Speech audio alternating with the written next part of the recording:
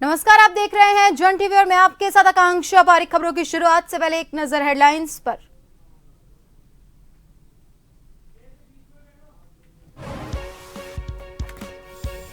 खटीमा में सैनिकों के सम्मान कार्यक्रम में सीएम धामी ने की शिरकत। 60 साल से ऊपर के पूर्व सैनिकों को चारधाम की यात्रा करवाएगी सरकार। हरिद्वार दौरे पर भी रहे धामी। खाद्य मंत्री रेखा आर्या ने राशन डीलर्स को वितरित की मशीनें। कहा, कार्ड धारकों को पूरा राशन मिले, इसीलिए की गई व्यवस्था। विभाग के आला अधिकारी रहे मौजूद।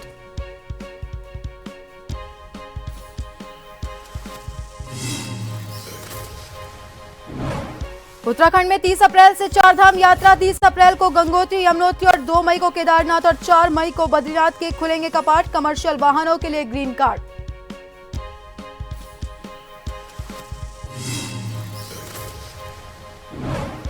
लोहाघाट के मोड़ा गांव में 76 साल बाद बनी सड़क। पहली बार वाहन पहुंचने से ग्रामीणों में जश्न और बांटी मिठाई। विधायक का जताया आभार।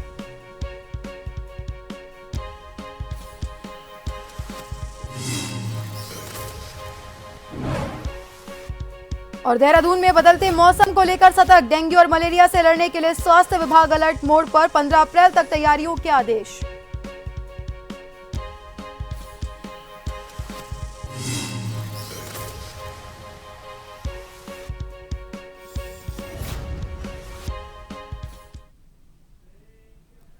उत्तराखंड के मुख्यमंत्री पुष्कर सिंह धामी अपने एक दिवसीय दौरे पर हरिद्वार पहुंचे। भेल हेलीपैड पर भाजपा विधायक और कार्यकर्ताओं ने सीएम धामी का भव्य स्वागत किया। इसके बाद सीएम ने सरस्वती विद्या इंटर कॉलेज में आयोजित प्रतिभा सम्मान समारोह में प्रतिभाग किया।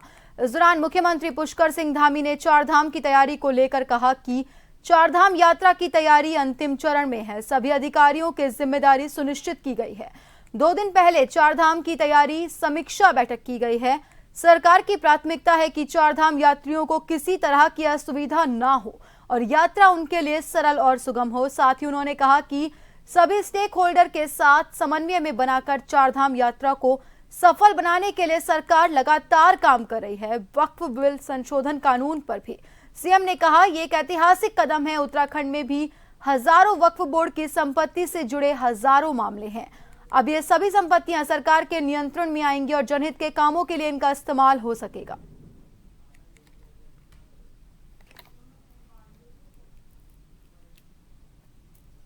हमारा विद्या मंदिर अनेकों वर्षों से आज पूरे देश के अंदर काम कर रहा है और लाखों 35 लाख से भी ज़्यादा विद्यार्थी पूरे देश के अंदर आज विद्या मंदिर के और शिशु मंदिर के स्कूलों में जो है शिक्षा प्राप्त कर रहे हैं। यहाँ भी अच्छा विद्यालय बना है, स्मार्ट क्लासेस बनी है, अच्छा स्कूल बना है, हाईटेक तरीके से। अब जैसे जैसे विकास विस्तार आगे बढ़ रहा है तो ये विद्यालय भी हमारे आगे बढ़ रहे हैं और इनमें पठन पाठन के साथ ही राष्ट्रभक्ति है, हमारे संस्कार हैं, हमारी पद्धतियां हैं, वो सभी सिखाई जाती हैं, अनुशासन है।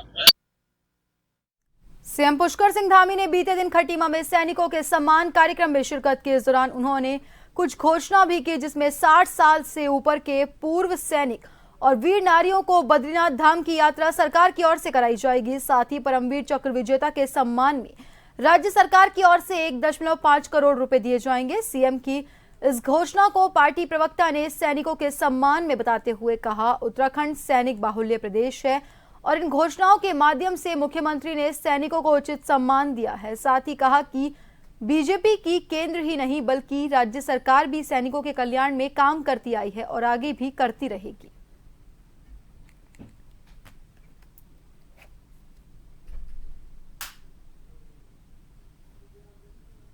देखिए, सैनिकों के सम्मान में जितने कार्य हमारी भारतीय जनता पार्टी करती चली आ रही, वह यह दर्शाता है कि सैनिकों के लिए हम कितना ज्यादा कार्य करने की कोशिश करते हैं, क्योंकि ये वही सैनिक हैं जो कि हमारे देश की रक्षा करते हैं। इसीलिए हमारे यशस्वी प्रधानमंत्री नरेंद्र मोदी जी ने परेड ग्राउंड में, क्योंकि उत्तराखंड सैनिक बाहुल्य राज्य के नाम से जाना जाता है, तो यहाँ पे 5वां धाम भी कहा गया था हमारे प्रधानमंत्री नरेंद्र मोदी जी द्वारा। उसी क्रम में हमारे मुख्यमंत्री श्री पुष्कर सिंह धामी जी ने कल अनेकों योजनाएं दी है हमारे सैनिकों के लिए, जिसमें से जो परमवीर चक्र विजेता हमारे रहेंगे उनको 50 लाख रुपए से बढ़ाकर मुआवजा 1.5 करोड़ रुपए किया गया, जो कि सराहनीय है। और द्रोण दीदी योजना का भी शुभारंभ किया गया हमारे मुख्यमंत्री जी द्वारा। और जो हमारी महिलाएं हैं, सैनिक बुजुर्ग महिलाएं हैं, उनको, वीरांगनाएं हैं, उनको फ्री में बद्रीनाथ धाम के दर्शन भी कराया जाएगा, जो 60 वर्ष से ऊपर की हैं।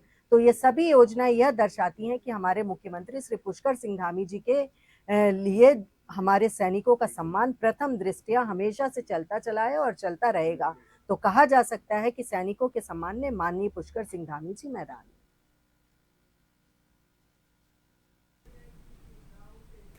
मंगलौर के एसएमआई गोदाम पहुंचकर कैबिनेट मंत्री रेखा आर्या ने नारसन क्षेत्र के राशन डीलर को ई मशीनें वितरित की। इस मौके पर खाद्य आपूर्ति विभाग के अधिकारियों सहित अनेक भाजपा के नेता भी शामिल रहे।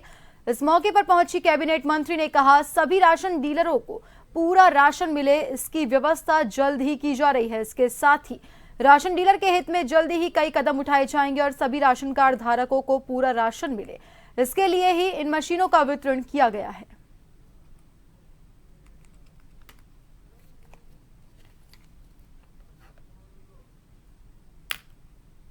देखिए, आज हमारा जो पीडीएस सिस्टम है, जो हम लोग चाहे मुफ्त खाद्यान्न योजना चलाते हों, चाहे हम राज्य खाद्य योजना चलाते हों, अब ये सभी योजनाएं जो हैं वो ई पॉज मशीन यानी कि ई पीडीएस सिस्टम से अब संचालित होंगी। पायलट प्रोजेक्ट के रूप में अभी हम लोग हरिद्वार से इसकी शुरुआत कर रहे हैं और यहाँ उधम सिंह नगर से हम इसकी शुरुआत कर रहे हैं। निश्चित रूप से यह एक कोशिश है क्वालिटी को भी क्वांटिटी को भी हमारे लाभार्थी तक में एग्जैक्टली उतना ही पहुंचे, ये सुनिश्चित करने वाली ये व्यवस्था है। इसमें पूरी तरीके से जो हमारा बायोमेट्रिक व्यवस्था है उसको सुनिश्चित करता है। एक्चुअल का जो लाभार्थी है उसको कितना राशन अनुमन्य है उतना ही राशन वो अब इस ई पॉज मशीन के माध्यम से वह देख पाएगा, जान पाएगा।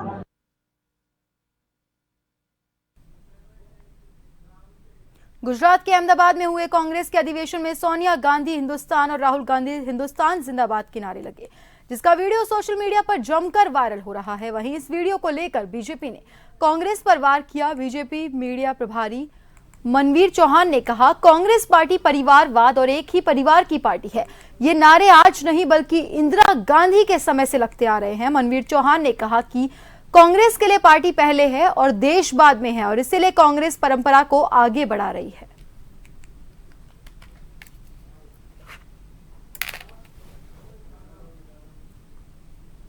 कांग्रेस पार्टी परिवारवाद की पार्टी है और वो एक ही परिवार की पार्टी है, ये इस बात को प्रमाणित करता है।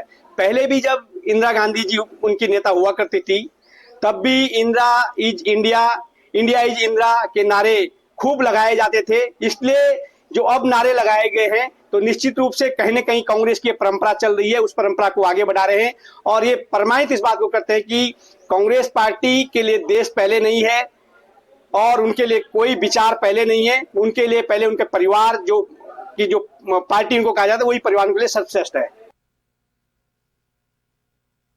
लोहाघाट विधायक खुशहाल सिंह अधिकारी के प्रयासों से लोहाघाट ब्लॉक का सीमांत मोड़ा गांव आजादी के 76 साल बाद सड़क सुविधा से जुड़ गया है। पहली बार गांव में वाहन पहुंचने पर ग्रामीणों ने जश्न मनाया और मिठाई बांटते हुए एक दूसरे को बधाइयां दी और विधायक खुशहाल सिंह अधिकारी का आभार जताते हुए धन्यवाद दिया। गांव के पूर्व सैनिक नायक सूबेदार केदार सिंह बोरा, पूर्व सैनिक हवलदार दिलीप सिंह और सामाजिक कार्यकर्ता रोशन के द्वारा गांव को सड़क मार्ग से जोड़ने के लिए लंबे समय से संघर्ष किया जा रहा था। आखिर उनका संघर्ष रंग लाया और आजादी के 76 साल बाद मोड़ा गांव में वाहन पहुंचा। वाहन पहुंचने पर ग्रामीणों की खुशी देखने लायक थी।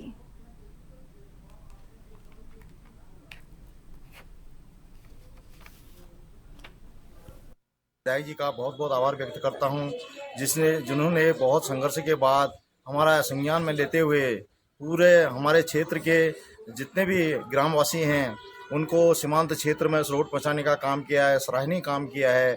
आज तक काफ़ी लोगों ने, जनप्रतिनिधियों ने वहां कोशिश की लेकिन रोड नहीं पहुंच पाई। इस बार विधायक जी के संज्ञान में डाला गया तो उन्होंने बहुत बड़ा बेड़ा उठाकर हमारे गांव को ये सुविधा दी, जिससे हमारे गांव के सभी वासियों को इसका लाभ मिलेगा। जहां कृषि कर रहे किसानों को भी काफ़ी इसमें मदद मिलेगी। जो रोड तक लाने में असमर्थ थे, वो काफ़ी किसानों को बढ़ावा मिलेगा।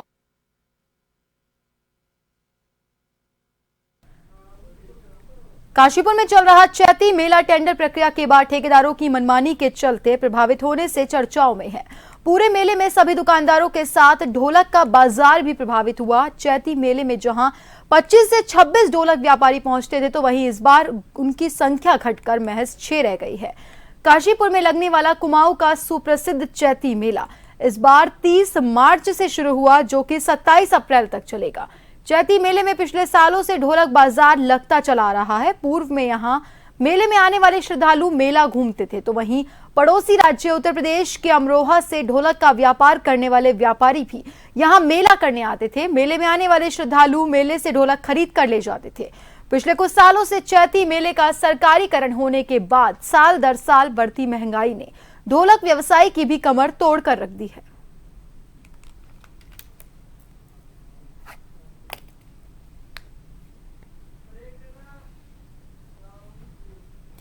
और फिलहाल के लिए रुकेंगे एक ब्रेक के लिए।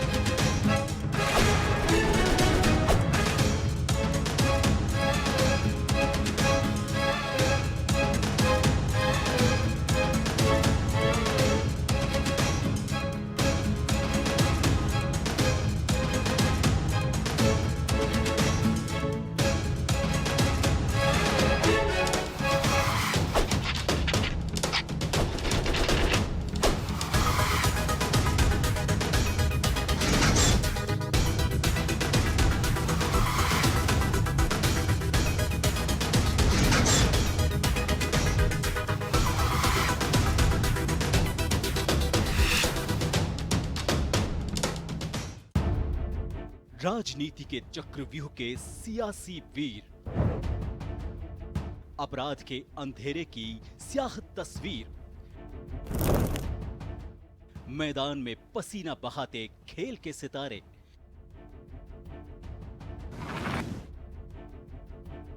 मनोरंजन की दुनिया के गॉसिप गलियारे, शिक्षा की रोशनी से होता भविष्य उजियारा,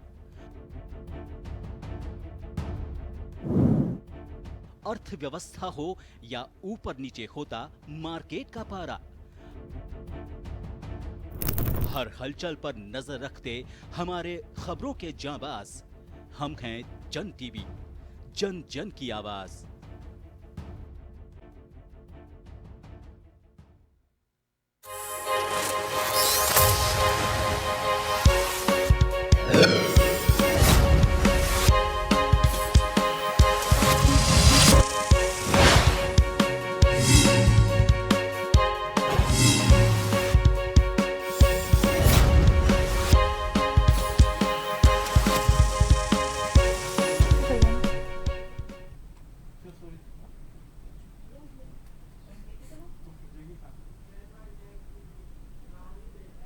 ब्रेक के बाद एक बार फिर से आप सभी का स्वागत है। बढ़ते हैं अगली खबर की ओर। उत्तराखंड के कई जिलों से आए टैक्सी यूनियन पदाधिकारियों ने हल्द्वानी में प्रेस कॉन्फ्रेंस करते हुए ऐलान किया कि अगर सरकार ने उनकी समस्याओं का समाधान नहीं किया तो 12 तारीख से कुमाऊं क्षेत्र की सभी टैक्सी सेवाएं बंद कर दी जाएंगी। यूनियन की सबसे बड़ी नाराजगी नैनीताल में टैक्सी पार्किंग और एंट्री फीस को लेकर है। उनका कहना है कि पहले जहां टैक्सी पार्किंग 100 रुपए थी, अब उसे बढ़ाकर 500 रुपए कर दिया। नैनीताल की एंट्री फीस भी 300 से बढ़ाकर 500 रुपए कर दी गई है। यूनियन नेताओं का साफ कहना है इस फैसले से टैक्सी चालकों की रोजी रोटी पर संकट आ गया है। पर्यटन सीजन शुरू हो चुका है, लेकिन ऐसे भारी शुल्कों के कारण पर्यटक भी टैक्सी का इस्तेमाल करने से बच रहे हैं।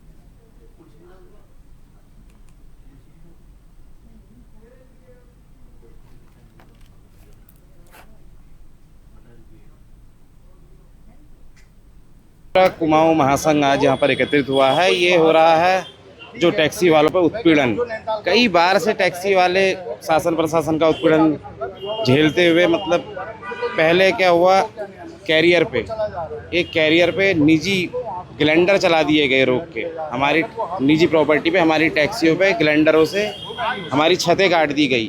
तब हम चुप हो गए, चलो शासन प्रशासन ने समझाया, जो हो गया, तब हम रुक गए।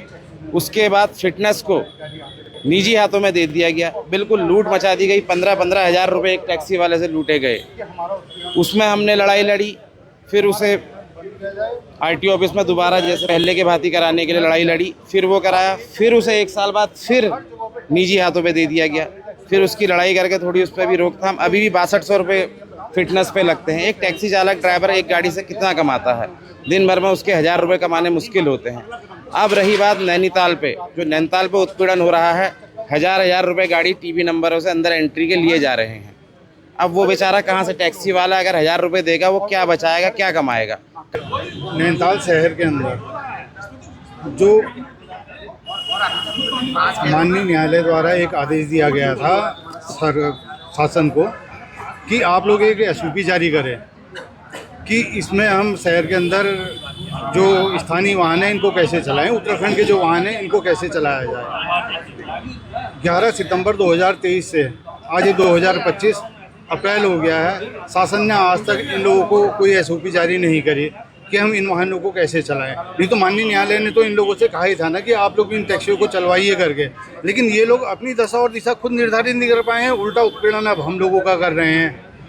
नैनीताल शहर के अंदर हमारा कोई भी टैक्सी वाहन जा रहा है तो वो या तो उत्पीड़न का शिकार हो रहा है। उत्पीड़न का शिकार भी इसलिए हो रहा है टीवी नंबर की गाड़ियाँ, क्योंकि शासन ने ही खुली छूट दे रखी है ना सभी को, चेकिंग करने वालों को। जो टैक्सी से जितने भी संचालक हैं टैक्सी के, आज शासन प्रशासन ने हमें इस स्थिति पर खड़ा कर दिया है। नैनीताल की पूरी छवि खराब हो रही है।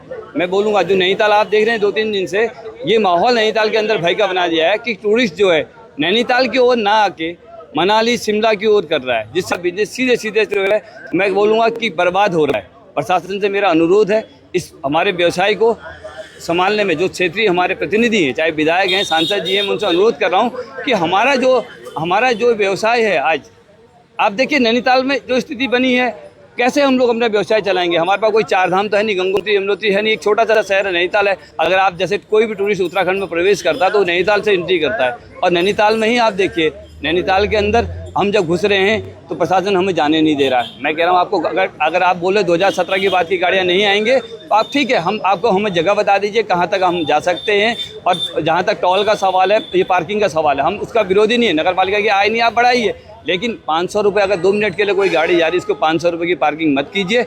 आप 50 रुपये घंटे के हिसाब से लीजिए, हम ले देंगे। उसमें लोकल आदमी को ये लॉलीपॉप मत दीजिए, जो लॉलीपॉप दे रहे हैं कि हम 25 रुपये घंटा देंगे निजी वाहन को।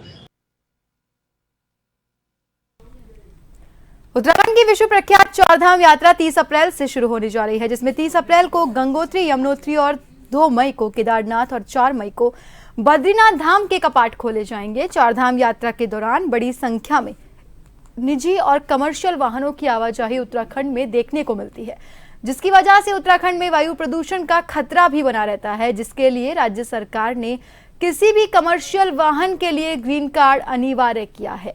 उत्तराखंड परिवहन विभाग के ई पोर्टल के जरिए कमर्शियल वाहन चालक ग्रीन कार्ड के लिए आवेदन कर सकते हैं। आवेदन की प्रक्रिया 11 अप्रैल से शुरू कर दी जाएगी। आपको बता दें कि आरटीओ प्रवर्तन अधिकारी अनीता चंदोला के मुताबिक 13 सीटर और उनके ऊपर के वाहनों को 15 दिन के लिए ग्रीन कार्ड दिया जाएगा, जबकि चारधाम यात्रा के अलावा किसी और स्थान पर जाने वाले कमर्शियल वाहनों को भी 15 दिन के लिए ही ग्रीन कार्ड उपलब्ध होगा।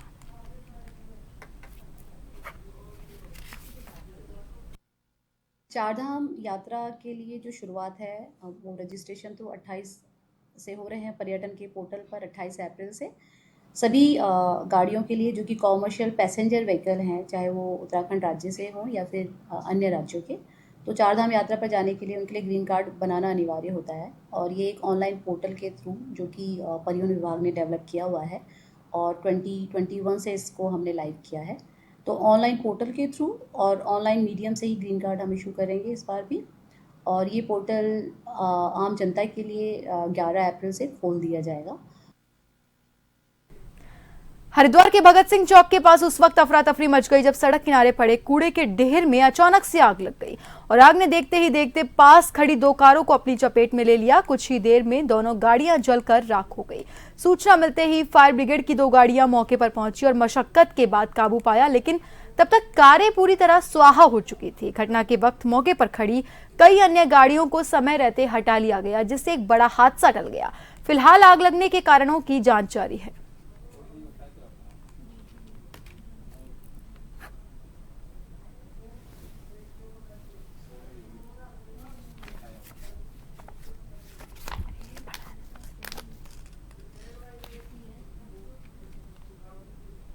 हरिद्वार के बहादुराबाद बाजार में एक जंगली हाथी अचानक से पहुंच गया, जिससे अफरा तफरी मच गई। हाथी ने एक दुकान से आटे की बोरी उठाई और सड़क पर खड़े होकर उसे खाया।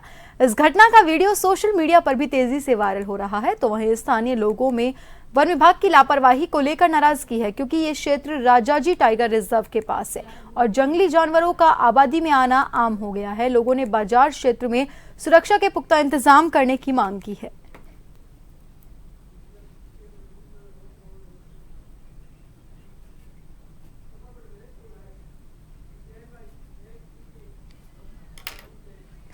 बदलते मौसम को देखते हुए राजधानी देहरादून में डेंगू और मलेरिया से लड़ने के लिए स्वास्थ्य विभाग ने तैयारियां कर ली है और विभाग की टीम भी सतर्क हो गई है। इसको लेकर देहरादून के मुख्य चिकित्सा अधिकारी डॉक्टर मनोज कुमार शर्मा ने बताया, डेंगू को लेकर मार्च माह में विभाग की बैठक की गई, जिसमें निर्देश दिए गए हैं जो डेंगू से लड़ने के लिए जरूरी उपकरण है वो हमारे पास उपलब्ध रहे और 15 अप्रैल तक ये तैयारी पूरी कर ली जाए।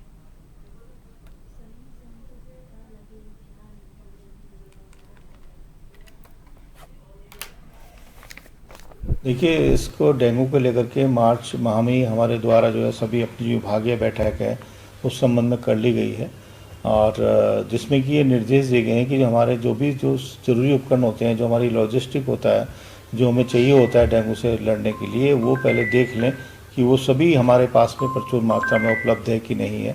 जिसमें कि हमारे पास मॉस्किटो नेट है, ऑल आउट है, हमारे पास मॉस्किटो रिपेलेंट क्रीम है, और जो हम फ्लिंट जो मशीन होती है इससे स्प्रे करते हैं वो नहीं है, जो फॉगिंग मशीन है वो पर्याप्त मात्रा में नहीं है, जो उसमें जो केमिकल्स भी होते हैं वो सभी पर्याप्त मात्रा में है कि नहीं है। तो ये सब तैयारियां हमने ये पूरा महीना अभी 15 अप्रैल तक मैंने बोला है कि हमने सब तैयारियां इसमें संबंध में पूरी कर लें और जल्दी ही मैं फर्स्ट वीक में वापस एक इंटर डिपार्टमेंटल बैठक भी जो हमारा समन्वय बैठक, जिसे कोऑर्डिनेशन बैठक कहते हैं, वो करूँगा। और फिलहाल के लिए बुलेटिन में इतना ही। बने रहिए जन टीवी के साथ। नमस्कार।